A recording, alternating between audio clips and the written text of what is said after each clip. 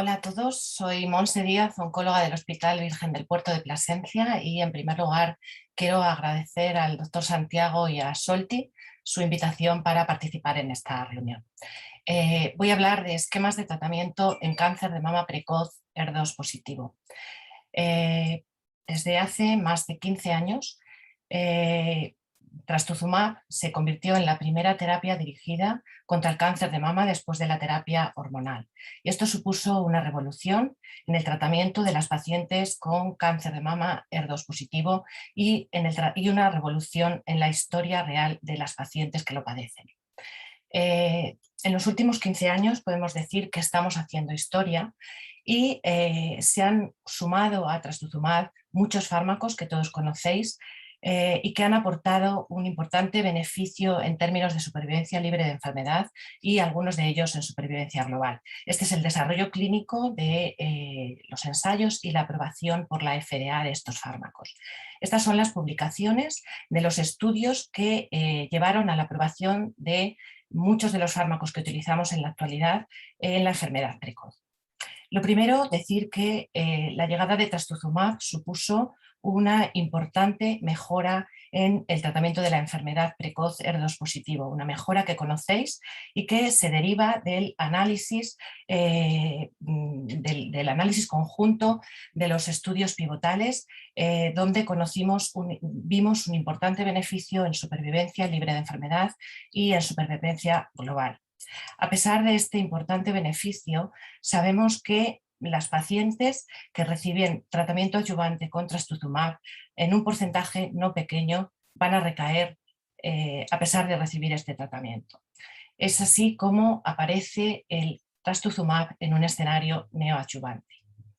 Sabemos que el tratamiento neoadyuvante es equivalente al tratamiento adyuvante en términos de supervivencia libre de recaída y de muerte, pero que además la neoadyuvancia aporta una serie de ventajas. Produce una mejora en las opciones quirúrgicas de las pacientes, posibilitando más porcentajes de respuesta de cirugías conservadoras, tanto en mama como en axila, y reduciendo comorbilidades futuras, como por ejemplo el linfedema. También nos permite seleccionar pacientes de alto riesgo para tratamientos adyuvantes futuros, como por ejemplo capecitabina en otro contexto de enfermedad triple negativa o TDM1 del que luego hablaré. Además es un campo idóneo para la investigación clínica. Permite la aprobación acelerada de fármacos en base a la respuesta completa patológica obtenida y permite también evaluaciones precoces de la respuesta. Por todo ello, el tratamiento de la enfermedad precoz ER2 positivo cambia hacia un escenario neoadyuvante. Es así como vimos que la incorporación de trastuzumab a la quimioterapia neoadyuvante en el estudio fase 3 NOA duplicaba el porcentaje de respuestas completas patológicas cuando añadíamos trastuzumab a la quimioterapia respecto a quimioterapia sin trastuzumab, un 23% versus un 43% de respuestas. Y además sabemos que existe una fuerte asociación entre las respuestas patológicas obtenidas, las respuestas completas patológicas obtenidas y la supervivencia global en enfermedad ER2 positiva. Pero ¿hacia dónde vamos? Pues nos movemos entre dos aguas. Por un lado, vamos hacia una desescalada de tratamientos tratando de reducir la toxicidad, acortando el tiempo de adyuvancia con trastuzumab, buscando esquemas menos tóxicos de quimioterapia, evitando tratamientos a pacientes de bajo riesgo y reduciendo costes con la incorporación de biosimilares de trastuzumab. Y por otro lado, sin embargo, nos movemos hacia una escalada de tratamientos buscando un aumento de la eficacia, y para ello sumamos fármacos como neratinib, pertuzumab o TDM1. Respecto a la duración óptima del tratamiento adyuvante con trastuzumab, hasta hace muy poco tiempo no teníamos ninguna evidencia de que un tratamiento inferior a un año fuera un tratamiento óptimo. Sin embargo, en ESMO de este año se han publicado datos de un metaanálisis con 5 estudios que trataba de demostrar la no inferioridad de 6 meses de tratamiento adyuvante con trastuzumab versus 12 meses. En estos estudios, en este metaanálisis, se incluían un total de 11.300 pacientes. 2 de los estudios comparaban 9 semanas de tratamiento adyuvante con trastuzumab frente a 12 meses. Salieron del análisis conjunto porque no cumplían los criterios de no inferioridad y finalmente se analizaron un total de 7.900 pacientes, estudios en los que se comparaban 6 meses frente a 12 meses de trastuzumab adyuvante y realmente se vio que no era inferior un tratamiento de 6 meses frente a 12 meses. Con los tratamientos disponibles en la actualidad y la evidencia de los estudios clínicos, nos centramos en el escenario de la enfermedad HER2 positiva, estadios precoces, estadios 1 a 3 de cáncer de mama. Tenemos evidencia para decir que pacientes con tumores en estadios clínicos T1, N0 van a cirugía de entrada y si finalmente tras la cirugía confirmamos que es un estadio PT1 sin afectación ganglionar, podemos ofrecer a las pacientes un esquema de quimioterapia menos tóxico gracias al estudio de la doctora Tolaney, el estudio APT, donde pacientes con tumores HER2 positivos, ganglios negativos y menores de 3 centímetros reciben un tratamiento adyuvante con paclitaxel y trastuzumab durante 12 semanas y posteriormente completan adyuvancia con trastuzumab por 13 ciclos trisemanales. En este estudio un total de 400 pacientes se incluyeron y tras un seguimiento de 7 años se informan de porcentajes de supervivencia libre de enfermedad del 93% de las pacientes y intervalos libres de recaída en el 97,5% de ellas. Tan solo se informaron 4 recaídas a distancia, que corresponde a un 1% de las pacientes. En este escenario, tumores T1 sin afectación ganglionar, podemos decir que, con suficiente evidencia, que un tratamiento correcto es una adyuvancia con trastuzumab y paclitaxel. ¿Qué ocurre en aquellas pacientes que debutan con estadios clínicos avanzados, tumores T2 con afectación ganglionar, o bien en aquellas pacientes que tras la cirugía tienen tumores de T2 o mayores y tienen ganglios positivos? En este contexto entra en juego un nuevo fármaco que es el pertuzumab, que tiene un mecanismo de acción complementario a trastuzumab, como sabéis, produce una inhibición de la dimerización de HER2 activada por ligando y un bloqueo más completo de la señalización dirigida por HER2. Sabemos por el metaanálisis de la doctora Cortázar que existe una correlación entre la respuesta completa patológica y la supervivencia libre de enfermedad en enfermedad HER2 positiva. Esta asociación es independiente del estatus del receptor hormonal, aunque sí que es cierto que en aquellas pacientes con receptores hormonales negativos esta asociación es todavía mayor. Estos resultados permitieron a las agencias reguladoras aceptar la respuesta completa patológica como un endpoint válido para llevar a cabo aprobación acelerada de fármacos. Es así como llega el pertuzumab al escenario neoadyuvante para el tratamiento de la enfermedad HER2 positiva. Y vemos con los estudios Neosphere y Trifaena que cuando añadimos pertuzumab a trastuzumab obtenemos un importante aumento de las respuestas completas patológicas. Neosphere es un estudio fase 3 con 4 brazos en el que vemos que la rama de doble bloqueo pertuzumab, trastuzumab y docetaxel casi duplica las respuestas completas patológicas obtenidas. Estos resultados llevaron a las agencias reguladoras a aprobar pertuzumab como tratamiento neoadyuvante en pacientes HER2 positivas. De esta forma, vamos a nuestro esquema y vemos que en pacientes con estadios clínicos avanzados que van a ir a un tratamiento neoadyuvante, el tratamiento adecuado con la evidencia que tenemos es pertuzumab más trastuzumab más poliquimioterapia. ¿Qué ocurre en las pacientes que tras la cirugía, como decía, tienen tumores T2 o mayores y afectación ganglionar? En estas pacientes podemos aportar la evidencia del estudio Affinity, un estudio fase 3, donde pacientes con cáncer de mama HER2 positivo operadas son randomizadas, 4.800 pacientes incluidas, son randomizadas 1 a 1 a recibir un esquema de quimioterapia más trastuzumab más pertuzumab o un esquema de quimioterapia con trastuzumab.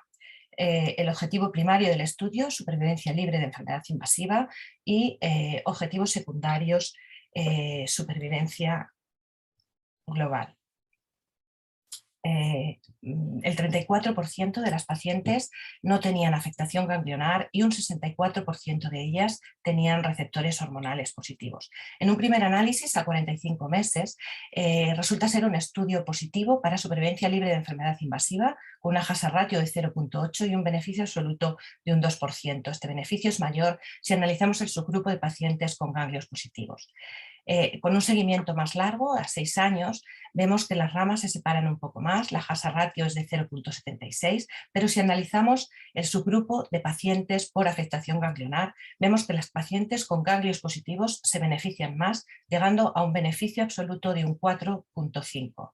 No hay ningún beneficio para aquellas pacientes que son ganglios negativos. Se benefician en los datos reportados en un seguimiento más largo, hay beneficio para pacientes con receptores hormonales positivos y receptores hormonales negativos. En cuanto a los objetivos secundarios, no hay beneficio en supervivencia global y en cuanto a la seguridad cardíaca, vemos que pertuzumab es un fármaco seguro y que no aumenta el riesgo de toxicidad cardíaca cuando lo añadimos a trastuzumab versus trastuzumab solo. Por lo tanto, pacientes con tumores T2 no tienen beneficio si no hay afectación ganglionar de añadir nada a un tratamiento adyuvante con trastuzumab más poliquimioterapia, pero sin embargo aquellas pacientes que tienen afectación ganglionar se van a beneficiar de añadir pertuzumab al trastuzumab y a la poliquimioterapia. ¿Qué ocurre en las pacientes que han recibido un tratamiento neoadyuvante y que hacen una respuesta completa patológica?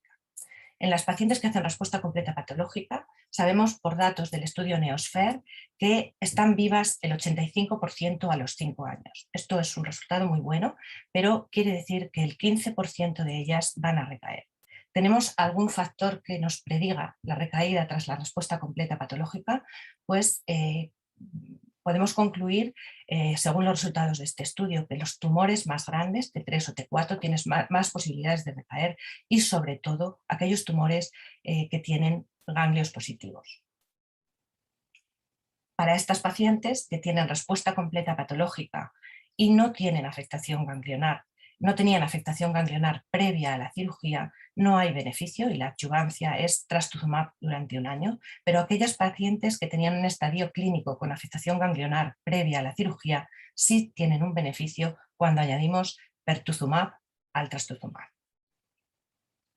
Y para aquellas pacientes que no hacen respuesta completa patológica, sabemos que el 76% de las pacientes que no hacen respuesta completa patológica están vivas a los 5 años. Esto quiere decir nuevamente que hay un 24% de las pacientes que van a recaer. Este porcentaje es un porcentaje elevado. ¿Tenemos algo más que podemos ofrecer a estas pacientes para disminuir ese alto riesgo de recaída? Pues tenemos los resultados aportados por el estudio Catering, y aparece en escena un nuevo fármaco que conocéis, que es el TDM1.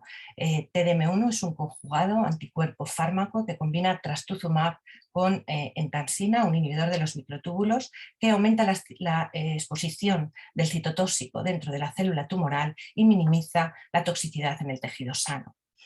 El estudio Catering es un estudio fase 3 donde se incluyen 1.400 pacientes que tras haber recibido neoadjuvancia con trastuzumab, insistir en que el 80% de las pacientes solo habían recibido neoadjuvancia con trastuzumab, eran randomizadas si no hacían respuesta completa patológica a recibir 14 ciclos de TDM1 o trastuzumab por 14 ciclos. Fue un estudio positivo para supervivencia libre de enfermedad invasiva, con una Hazard ratio de 0,5 y un beneficio absoluto de un 11,3, un importante beneficio. Si hacemos un análisis por subgrupos, vemos que todos los subgrupos se benefician independientemente del estatus del receptor hormonal y se benefician aquellas que tienen ganglios positivos y también las que tienen ganglios negativos. Esto llevó a la aprobación por la FDA y por la EMA de TDM1 adyuvante para aquellas pacientes que tras neoadyuvancia no habían hecho respuesta completa patológica. Por lo tanto, si no hacemos respuesta completa patológica, un tratamiento adecuado es TDM1 en base a los resultados del estudio Catering. Pero por el mismo estudio sabemos que casi el 12% de las pacientes que reciben adyuvancia con TDM1 van a recaer a pesar de todo. Estas pacientes son pacientes de muy alto riesgo a las que podemos ofrecer algo más, pues aquí aparece y entra en juego otro nuevo concepto, que es el concepto de la adyuvancia extendida. La adyuvancia extendida es la adyuvancia tras la adyuvancia y aparece un fármaco que es neratinib. Neratinib es un inhibidor a nivel intracelular del territorio tirosinquinasa, un inhibidor ER1, ER2 y ER4. Este fármaco se probó en el estudio STENET, donde pacientes que han recibido y han completado tratamiento adyuvante con trastuzumab y bien tienen afectación ganglionar tras la cirugía o bien no han hecho respuesta completa patológica tras la neoadyuvancia, son randomizadas a recibir tratamiento con neratinib durante un año, 240 miligramos orales, o bien placebo durante un año. Objetivo primario del estudio, supervivencia libre de enfermedad invasiva, y objetivos secundarios, supervivencia global y recaídas a nivel del sistema nervioso central, entre otras. Fue un estudio positivo para supervivencia libre de enfermedad invasiva. Solamente se veía beneficio en aquellas pacientes que eran receptor hormonal positivo. Respecto a la toxicidad principal de este fármaco, fue la diarrea, con diarreas grado 3 casi en un 34% de las pacientes. Sí que es cierto que en el protocolo del estudio no estaba incluida la profilaxis con antidiarreicos. Estas son las pacientes que se benefician, aquellas que tienen receptor hormonal positivo y las que comienzan el tratamiento con neratinib como terapia extendida en el año posterior a haber finalizado la adyuvancia con trastuzumab. No hay beneficio si se espera más de un año. Respecto al objetivo secundario, supervivencia global, no hay beneficio en supervivencia global en la población por intención de tratar, pero sí se ve un beneficio y hay una mejora en supervivencia global en aquellas pacientes receptor hormonal positivo y que inician la terapia extendida con neratinib en el año siguiente al finalizar la adyuvancia con trastuzumab. Con estos datos, la EMA aprueba neratinib como terapia extendida en aquellas pacientes que no hacen respuesta completa patológica. Por lo tanto, tras no respuesta completa patológica, TDM1, según los resultados del estudio Catering, un 11,3% de beneficio absoluto, pero el 12% de estas pacientes van a recaer y podemos ofrecerle algo mejor. El estudio STENET nos dice que hay un beneficio con neratinib como terapia extendida en aquellas pacientes que son receptor hormonal positivo. También en aquellas pacientes que tras la adyuvancia con trastuzumab tenían afectación ganglionar, tras la adyuvancia con trastuzumab tienen un beneficio añadiendo neratinib como terapia extendida si son receptores hormonales positivas. Hay que tener en cuenta que en ninguno de los dos casos las pacientes habían recibido TDM1 adyuvante ni habían hecho pertuzumab neoadyuvante. ¿Cuánto tiempo va a tener validez este esquema? Pues sinceramente creo que no mucho. Creo que no mucho porque hay fármacos excelentes que vienen en camino, fármacos que están demostrando unos resultados impactantes en enfermedad metastásica y que creo que pronto se van a incorporar a la enfermedad precoz y que van a desmontar este esquema desde el principio. Estamos buscando a quién beneficiar. Sin duda, trastuzumab ha supuesto un hito en el tratamiento de la enfermedad ER2 positiva. Muchos otros fármacos también han aportado y aportan mucho beneficio, pertuzumab, TDM1, neratinib y un futuro prometedor que tenemos por delante. Como conclusiones, decir que debemos incorporar los resultados de los estudios clínicos a la práctica, pero teniendo en cuenta y revisando y sabiendo que el comparador de los nuevos fármacos que estamos utilizando es trastuzumab. Debemos evitar sobretratar a quien no se beneficia y sin embargo hacer el máximo esfuerzo en esas pacientes de alto riesgo, seleccionando las que se benefician. Necesitamos biomarcadores para hacer una desescalada de tratamientos. A fecha de hoy solamente contamos con la respuesta completa patológica, seguramente que en ensayos clínicos en marcha y posteriores se incluirán otra serie de biomarcadores como el DNA tumoral circulante que nos permita determinar en qué pacientes podemos hacer una desescalada de tratamiento sin comprometer el resultado. Preguntas en el aire, quedan muchas preguntas en el aire. ¿Cuáles hubieran sido los resultados del estudio Catherine si la neoadyuvancia la hubiéramos hecho con pertuzumab y trastuzumab? ¿O cuáles, los del estudio Stenet, si la adyuvancia hubiera sido con TDM1 y la neoadyuvancia con pertuzumab añadido a trastuzumab?